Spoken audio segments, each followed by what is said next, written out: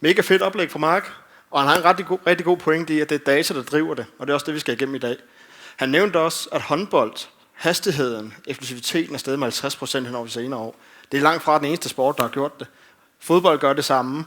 Vi ser det også i andre sportsgrene og mindre sportsgrene, så hele det her med at bruge data, med eksplosive ting, der foregår hurtigere, det er rimelig universelt hen over sportsgrene, så det er ret interessant. Når I får til data, en typisk dag, I vågner, I er friske, tror I. Men så kigger jeg på jeres telefon, og jeres søvnscore, jeres søvn-app, der skal måle jeres søvn, den siger 62. Det er ikke så godt. Jeg er nok træt i dag, det er ikke så godt. Jeg skulle have haft noget mere søvn. Eller jeg kender måske scenariet om, at efter I har trænet, så får I at vide, at I skal hoppe i et isbad. Fordi så bliver I restitueret, I bliver friske, nu er I klar igen. Eller måske I er ude og løbe en tur. Den her gang, der løber I 9,8 km. Det var ikke helt det, I skulle løbe. I skulle faktisk løbe lidt mere. Så nu skal vi til at ændre lidt på træningstilgangen. Vi skal til at tilpasse det lidt mere. Det er forskellige situationer, man kan stå i. Problemet med dem, det er 3 datapunkter. Det er 3 beslutninger. Men det er 3 potentielle kæmpe fejl, alt efter hvordan vi tolker på de her 3 tilfælde. Mit navn er Nicky Lenz. Jeg har en bachelor i idræt, kandidat i idrætsteknologi. Jeg har en verdensrekord i squat på 405 kilo. Jeg har dyrket det i over 15 år. Jeg har været landsholdstræner, og i dag arbejder jeg med data og AI. Så data kommer meget tæt på mig, og jeg har brugt det rigtig, rigtig længe. Men det, der er vigtigst, det er nogle af de ting, vi går igennem i dag, det er nogle fejl, jeg selv har gjort. Eller rettere, nogle af fejlene har ikke noget, jeg har gjort, men noget, jeg har været bevidst om, heldigvis tids nok til at redde det. Men en af de fejl, jeg har gjort, det er noget, der hedder VBT-fælden. Inden for styrkeløft er der kommet en bølge af det der velocity-based training. Det er ikke så vigtigt for andre sportsgrene i det her tilfælde. Det, der bare er vigtigt, det er, at det, man gør med det, det er, at man tager en eller anden ting, der kan måle hastighed. Det sætter man på stangen, og så bruger man den information om hastigheden på stangen, om hvor stor en belastning man har været udsat for, i stedet for at måle kilo og andre ting. Problemet med det var for mig, da jeg brugte det tilbage i 2015, det var, at lige pludselig begyndte at jagte en høj hastighed. Den skulle bevæge sig lidt hurtigere. Den skulle ikke bevæge sig 0,8 meter i sekundet, den skulle bevæge sig 0,9 meter i sekundet. Og lige pludselig var det, der blev fokus frem for den gode teknik, frem for den gode udførsel. Så Goodhart's Law siger, when a measurement becomes a target, it ceases to be a good measurement. Så pointen her, det er, at når vi måler nogle ting, så skal vi ikke prøve at optimere for det mål, men vi skal huske, det er en proxy for det, vi rent faktisk vil gå efter. En af de første ting, jeg skrev, stod på en af indbydelserne, det var, at data fortæller dig ikke sandheden, data stiller dig et spørgsmål. Jeg bruger mig ikke så meget om den, alligevel så jeg retter den lidt og siger, at data er ikke svaret, det er udgangspunktet. Så når I får data ind, så er det meget vigtigt, hvordan vi tolker på det. Hvordan samlede vi det ind, hvordan behandlede vi det, og hvordan gør vi med det bagefter. Og det er det, vi skal gå igennem i dag, hvor vi skal gå igennem 3 primære spørgsmål. Kan jeg stole på min måling? Måler jeg det rigtige? Og gælder det også for den person, jeg står overfor? Så kan jeg stole på målingen? Og den er rigtig, rigtig vigtigt, fordi værktøj kan lyve. Jeg oplever ret tit, at folk kommer og siger, vi skal bare samle data, vi skal bare samle mere data, vi skal have mere ind. Ja, men data er ikke bare data. Data kan være super upålideligt. Og det er derfor, det er super, super vigtigt, at når vi skal til at samle data ind, kan vi stole på det. Nu nævnte jeg det her med velocity-based training igen. Der er en ret stor udfordring der. I kan se over på højre side. Det er 4 forskellige måder, man kan måle det på. Den nederste, det er en smartphone-app. Den sætter du til at optage det fra siden af ind på stangen, og så fortæller den dig, hvor hurtigt du bevæger dig. Problemet med den er, at den går op til 70% forkert. Så den skal vi nok ikke lytte til. Så er der en pushband, det er et accelerometer. Det er sådan, der kan måle hastigheder i vertikale eller lineære retninger. Den har også ret stor fejlmargin. Og det har noget af GymAware. Og så først, når vi køber noget af det helt dyre udstyr, som sådan en ledning, vi kan sætte på, der så måler hastigheden, så begynder vi at komme ned i en fejlmargin, der måske giver mening. Problemet med det er, at reliabiliteten er rigtig, rigtig lav. Det vil sige, at hvis vi laver præcis det samme løft, præcis det samme kilo, præcis samme objektivt sandhed, hastighed, så er det ikke sikkert, det er det, den måler. Der kan være en variation, og den variation kan være så stor, at vi ikke kan regne med den. Og det er især vigtigt i det her tilfælde, fordi man har fundet ud af, at når man bevæger sig mellem 60, når man er mellem det her 60 og 80% af sin 1 AM står for one repetition maximum, det vil sige den maksimale kilo, man kan løfte for en gentagelse. Så hvis man skal løfte 100 kilo, og man er på 80%, så er det 80 kilo. Så når man er imellem, det vil så være 30 og 80 kilo i det her tilfælde, så ser vi, at det egentlig er rimelig pålideligt. Men det er jo ikke så vigtigt. Det er vigtigt, når vi kommer op til de helt tunge kilo. Men der fejler den. Der kan være 20% af signalet, der er fuldstændig forkert. Den siger, at du kan noget, som du ikke kan. Og det er de bedste redskaber. Så vi kan nok ikke helt regne med den. Det andet, det er det her med zone tracking. Der er rigtig mange, der benytter sig af dem. Den har en helt anden udfordring. Det er, at vi har de her apps, der påstår, at de kan måle vores søvn. Man kan de reelt set det. Fordi når vi sammenligner dem med gold standard tilgang, man bruger på hospitalerne, hvor de skal måle hjernerytme, de måler dine øjne, og de måler din puls osv., jamen, så viser det sig rent faktisk, at de slet ikke er pålidelige overhovedet. Fordi jeres telefoner osv., det eneste, de måler, det er delvis jeres puls, hvis I har et ur på, og det er den larm, I laver, når I sover. Så I har måske oplevet, at I ligger fuldstændig død på sofaen, siger ikke en lyd, det kan være, I læser en bog. Nu tror den, I sover, hvis jeg har lagt der længe nok. Så 3/4 af jeres vågne perioder om natten, når I vågner, det opfanger den ikke. Så den overestimerer relativt meget. Nogle gange, men den kan også underestimere, og det kommer især på, hvilken fase man er i. Den kan nogenlunde fortælle, hvornår I falder i søvn, men der er jo så også fejl. Men den påstår så også, at den kan fortælle, om I er i fase 1, eller fase 2, eller fase 3, eller om I er i ren søvn. Det kan de overhovedet ikke. De er ikke engang tæt på. Og det er også et problem, fordi det skaber, det er, at man får en falsk sikkerhed, falsk tryghed ved, at det er den her, der fortæller os noget sandhed. Og det er ikke sikkert, at den gør det. Og lige præcis med søvn er den ekstra farlig, fordi det kan skabe søvnangst. Det kan, fordi man gerne vil optimere, man tracker den. Så op til 5% af folk, der tracker det her, de får søvnangst. Det vil sige, at de slår sig selv oven i hovedet over, at de ikke får en bedre søvn. Men det, deres app siger, kan de ikke stole på. Men det gør de lidt for meget. Så det bliver sådan en ond cirkel, som kan have en meget, meget stor negativ effekt. Det er ikke så fedt at sige, jeg har faktisk sovet rigtig godt, og jeg sover ikke så godt, og jeg får en dårlig træning i dag. Det er ikke så fedt. Så i det tilfælde, så viser det sig rent faktisk, at en bedre tilgang, det er faktisk bare spørgeskemaer. Der er etableret spørgeskemaer til, hvordan man tracker søvn, og det virker langt bedre. Så spørgsmålet, I skal stille jer selv, når I bruger forskellige værktøjer, det er, hvis jeg laver den her måling 2 gange, hvis alt andet er det samme, får jeg så det samme svar. Hvis I gør, så kan I formentlig godt bruge det. Hvis I ikke gør, så skal I være meget, meget, meget påpasselige. Det næste, det er, om I måler det rigtige. Kort sigt er ikke det samme som langsigtet, og en proxy er ikke lige med det outcome, I går efter. Cold water immersion. Det vi troede det virkede, det var, at det reducerer muskelømheden. Det her, de her DOMS, som måske nogen har hørt om. Det sænker inflammationen, og det føles bedre dagen efter. Nu siger jeg det, vi troede. Alle de her ting i sig selv er egentlig korrekte. Problemet er, hvad betyder det egentlig på den lange bane? Fordi ømhed er ikke det samme nødvendigvis som tilpasning eller adaptation. Hvis nogen kender udtrykkene korrelation og kausalitet, så er det lidt det samme her. Bare fordi, at noget tilfældigvis passer overens hen over tid, betyder det ikke, at der er en klar kausalitet. Det kan være, at der er andre faktorer, der spiller ind, som rent faktisk skaber det, I ser. I det her tilfælde, der inflammation er nødvendig. Så når vi hopper i koldt vand, så sænker vi inflammationsprocessen. Det betyder, at vi restituerer egentlig hurtigere. Det er korrekt nok. Men fordi vi restituerer hurtigere, så får vi ikke lige så meget tilpasning ud af vores træning. Så hvis man forestiller sig, at man har et træningspas, og tilpasning af det træningspas, det er 100%. Hvis I så hopper i koldt vand jævnligt efter jeres træning, så får I faktisk kun omkring 80-90% ud af det bagefter. I får så mindre ud af jeres træning. Så det er et stærkt værktøj. Det kan, hvis I skal til kamp om 2 dage, og I er trætte, så giver det super god mening. I skal være friske, det er kampen, det er det, der tæller. Men det giver nok ikke så meget mening til jeres generelle træning langt væk fra jeres stævner, og langt væk fra jeres kampe. For det viser sig, at når man gør det her vanligt hen over 12 uger, så mister du 3 gange af din muskelvækst. Det var et forsøg, hvor de havde den ene ben, det var i koldt vand efter hver træning, det andet ben, det var ikke. Hen over 12 uger. Det ene ben, det blev 3 gange større end det andet. Det lyder mere aggressivt, ikke fordi de lige pludselig stod med sådan et kæmpe ben, fordi vi snakker kun 100-300 gram, men det er egentlig bare pointen i, at man skal virkelig, virkelig passe på, at koldt vand er et stærkt værktøj, kort sigt, men det er farligt på lang sigt, og det er det, man skal huske. Vi vender tilbage til velocity-based training en gang til. Måler vi det rigtige? Når vi måler det her, så er det fordi, der er lavet en antagelse om, at der er en klar sammenhæng mellem hastigheden på stangen og det kilo, man løfter i forhold til ens max. Og det giver måske ret god mening. Hvis jeg prøver at lave et all-out løft, hvor der ikke kunne komme et kilo mere på, så er det rimelig langsomt. Men gør et let løft, et opvarmningsløft, så kan det bevæge sig ret hurtigt. Så et eller andet sted giver det ret god mening. Og hvis man kigger på den, der hedder gruppe er i anden værdi, som fortæller noget om sammenhængskraften mellem hastigheden og kiloene, jamen så ser det egentlig ret godt ud.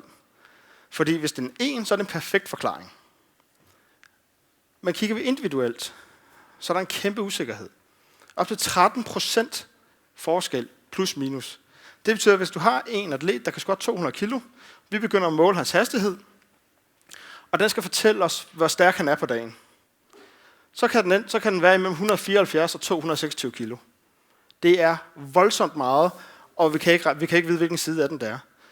Og det kommer i, at når vi mest skal bruge det, når vi mest skal vide det her, så knækker den. Og det når vi kommer over de 85%, så knækker den. Det her, det ser ikke ud som om, der er stor forskel. Men 0,05 meter i sekundet, det er mega meget forskel. Det er faktisk næsten 20% af den forskel, der er i de hastigheder. Så det afgør alting. Så hele præmissen om, at vi kan bruge hastigheden til at fortælle noget om styrken, det er ikke sikkert, at den helt stemmer overens. Og for dem, der kender til det, det her det er allerede taget betragtning af, at de her kalibreringer er blevet individuelle. Det er ikke en eller anden overview, og det er sådan, at det er for alle. Det er kalibreret til den enkelte. Så det er igen for at fortælle, at når vi bruger et værktøj, når vi skal til at tænke over, skal vi bruge det her værktøj, når vi skal track vores atleter, når vi skal finde ud af, om vores atleter hopper højere, løber hurtigere osv., jamen er det virkelig det, vi vil måle? Og fortæller det virkelig noget om vores spillestil, eller på den måde, vi skal bruge det på? Hvis det ikke gør, og hvis I kan lave en meget klar forklaring på det område, så er det måske ikke det, jeg skal sætte fokus. Fordi når vi begynder at sætte fokus på de ting, så spilder vi tid. Den tid kunne være brugt anderledes. Hvis vi vil være de bedste, så skal vi sørge for, at den tid er optimalt brugt. Hvis vi spilder tid på ting, der egentlig ikke fortæller noget, men som vi tror fortæller noget, så i bedste tilfælde, så spilder tid. I værste tilfælde, som ved cold water immersion, så mister vi rent faktisk præstation. Så sørg for, at det I måler i dag, er det også det, I vil optimere for. Ømhed er ikke tilpasning, recovery er ikke udvikling, og hastighed ved lav intensitet forudser altså ikke præstation på høj intensitet. Og det kan gå igen. Der er mange andre eksempler, der kan bringes op, der er mere specifikke til den pågældende sportsgren. Gælder det her så også for den person?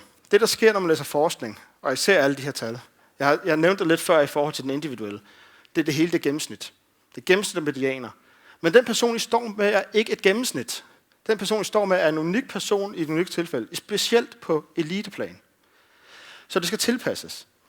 Jeg lavede et studie igennem min kandidat, hvor vi skulle evaluere fodboldbevægelser. Jeg arbejder sammen med et firma, der Catapult. Vi lavede en bevægelsessensor eller en IMU. Hvis I nogensinde har spillet Wii, der har sådan en remote, så hvis I kører med den.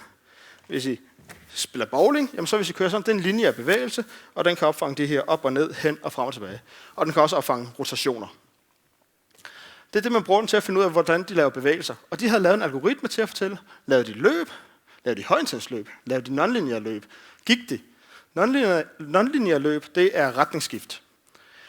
Hvad var det egentlig, de lavede? Og min formål, det var at skulle se, om jeg kunne evaluere eller validere, om den faktisk fangede det, den skulle. Ved lav hastighed, altså under 12 km i timen, 95% korrekt. Okay, men det fanger det ret godt, det er da super vigtigt. Og ved høj hastighed, når vi kommer op i nærmere sprint, så var det en 2/3, den fangede rigtigt af de 41 personer. Det lyder jo egentlig rimelig godt på gruppeniveau. På individniveau, så var der nogen, der havde 100% korrekt, og nogen, der havde 0%. Vi havde altså nogen, der lavede en sprint lige frem og lige tilbage, men den opfangede slet ikke personlavet sprint. Det er jo en kæmpe udfordring. Hvordan kan vi så regne med den? Det kan vi ikke. Og det er derfor, når vi kigger på de her statistikker osv., så er det meget vigtigt, at vi får information om individet. Så for eksempel, hvis I kigger på nogle journaler eller nogle artikler, og folk viser noget data, og det viser for eksempel sådan en flot boxplot, hvor det siger, prøv at se, det hele det samler rigtig flot. Så skal I prøve at få fat i punkterne, hvor de ligger. De kan være så spredte, og de kan være meget, meget forskellige steder, og det er det, I skal bruge. Fordi hvis man kigger på det her plot her, hen ad x-aksen, det er de forskellige drills, hvor man har gang 12 km i timen, 18 km i timen, 19,8 osv. Og så når vi kommer hen til enden, det er så det, der hedder de non-lineære løb. Det er, hvor de havde nogle kejler, hvor de skulle lave retningsskift frem og tilbage, og hen og hele vejen rundt. I 2 forskellige hastigheder. Når vi kigger på det, og så op ad x-aksen, op ad y-aksen, det er så, hvor korrekte de var. Jo højere op den her pie-chart er, jo højere op den er, jo mere korrekt er den i forhold til det, vi forventede. Men når vi så kigger på det, så vi kigger på dem, der lavede sprint, så har vi nogen, der var 100% prædikteret til at lave non-lineære løb. Det vil sige, at den troede altså, at han lavede retningsskift. Og virkelig skidt. Og det ser vi så på bredden hele vejen hen, at det er egentlig ret spredt. Årsagen til det viste sig rent faktisk, at det er fordi, det er ungdomsspillere. Det er midt sent teenagealderen. Nogle var meget veludviklet, nogle var mindre veludviklet. Så for eksempel dem, hvor det var, at det viste sig, hvis man kigger over på, 3 sekunder på kogen, derovre, der kan vi se, at der er nogen, der ligner, at de nærmest går igennem, fordi den er lyseblå. De var så høje, så det vil sige, den her øvelse gav slet ikke mening for dem, for de var så høje, de bare gik så hele vejen igennem den. Og faktisk gjorde det, de skulle. Så derfor skal det være individuelt. Så den evidens kigger på, sørg for, ligner det jeres atlet, eller kan I trække information ud, så I faktisk kan lave en tolkning til lige præcis jeres atlet. Hvordan gør vi det så bedre? Hvordan gør vi det rigtigt? Præcis samme studie. Mit forslag, det var, at vi skal ikke bruge vi skal give standardiserede drills til hver spiller. Selvfølgelig i det omfang, at de for eksempel ikke skal lave præcis den samme non-linear drill, fordi der kunne vi se, at der var et problem. Men de skal have nogle drills til den enkelte. Det skal de løbe igennem, for eksempel 10 minutter kvarter, en gang årligt, hver anden år. Jeg ved det ikke. Det kommer også an på alderen. Hvis du er ung, så vokser du. Det betyder, at det skal nok gøres lidt oftere, end hvis du er lidt ældre. Og så gentager med jævnligt hjemmerum. Fordi så kan vi lave de her thresholds. Så kan vi kalibrere den specifikt til den atlet, du har. Og der vil du få et meget bedre signal for den atlet. Så det er derfor 10 minutter i det her tilfælde, det kan gøre helt forskellen. Et andet eksempel, der kommer fra sundhedsvæsenet. Det er ikke fordi, det er i sig selv sport, det er jo fra sundhedsvæsenet, men etikken omkring, hvordan vi arbejder med data, og hvordan vi kan gøre det bedre, er egentlig stadig vigtig. Det er et projekt, hvor vi arbejder med KOL-patienter.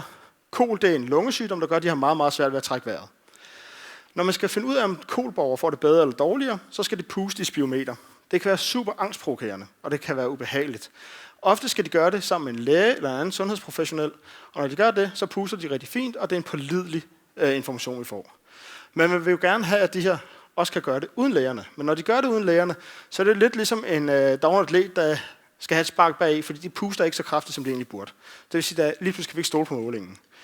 Så det vi ville undersøge, det var rent faktisk, om vi kunne bruge tale, helt almindelig stemme. Hvis de snakkede ind i en iPad, kunne vi bruge den information til rent faktisk at vurdere deres lungefunktion. Det viser, at det kunne vi måske nogenlunde godt. Men for at kunne gøre det, så var der en masse ting, vi skulle behandle. Vi havde næsten 3.000 indsamlinger af lydfiler, men vi kunne kun bruge 2.000 af dem. Så det betyder også, når I samler data ind, sørg for, at det er god data. At der er signal i dataen. Der kan være fejldata. I det her tilfælde, så var det nogle gange, hvor det er, de bare havde tændt den, de havde glemt, at de skulle snakke, og så råber de, Grete, kan du hente mig noget kaffe? Nå, jamen, den kan vi ikke rigtig bruge så meget, fordi at de skulle følge et digt. Så der skal være noget filtrering. Nogle gange kunne det være, at de rent faktisk lavede indtagelsen, men de glemte at lave spirometermålingen. Nu har vi jo ikke en klar mapping mellem dem, så det kan vi heller ikke bruge. Så når vi er ude og samle data på atleter, så er det super vigtigt, at vi ved præcis, hvad vi får ind, og vi ved, at vi bruger det rigtige. Og her der er der igen et ret godt eksempel på det her med, at man skal kigge på den individuelle. På gruppebasis så det sindssygt godt ud. Langt bedre, end hvis de havde gjort det med spirometertesten. Men sådan en atlet, eller sådan en KOL-borger puster imellem 800 til 2 liter per sekund i sådan en, eller i det ene sekund, de skal puste. Men her der har vi nogen, hvor fejlmålingen er over 1000, det vil sige over halvdelen, måske mere end deres absolutte, det var målt forkert, og vi har nogen, hvor den kan være endnu højere, med minus 1500. Det vil sige 1500 ml, det vil sige 1,5 liter. De to virker det jo nok ikke, eller de 3-4 stykker, og nogle af de andre virker det formentlig ikke for. Så der kommer vi ind igen, vi skal gøre det individuelt og specifikt. Vi kan bruge Netflix-standarden, Netflix-princippet. Netflix-princippet, det er, når I første gang laver en bruger på Netflix, eller Amazon, eller hvad det skulle være, så får I nogle anbefalinger. Det er de nyeste film. Det er de mest populære film i jeres område. Det er det, I får anbefalet. Og i takt med, at I bruger det, så begynder den at kende jer. Hvad kan I lide? Hvad ser I? Sådan som mig, jeg har set Friends lidt for mange gange, så derfor så bliver det sjovt nok rigtig mange sitcoms, der bliver anbefalet omkring det hele tiden. Så den bliver tilpasset mig. Så det vil sige, at man starter med en grundmodel, og så i takt med, at man samler data på personen, så kan vi begynde at tilpasse den unikt til den person. Og så kan vi ligesom rent faktisk bruge det. Så det kan være en god idé nogle gange faktisk at kigge ud og kigge på de der store virksomheder, og se, hvordan helvede de gør det. Hvordan kan de personalisere så mange ting? Der er faktisk helt vildt meget læring i det, som vi kan så trække ind i sport. Så data er ikke svaret, det udgangspunktet. Sørg for altid at spørge, om I kan stole på den måling, I får. Måler I egentlig det, I skal have fat i? Og gælder den måling så også for den person, I står med? Altid husk, data det er neutralt. Det er ikke godt, det er ikke skidt, det er et værktøj, og det hele handler om, hvordan vi benytter det, og hvordan vi bruger det. Tak for jeres tid.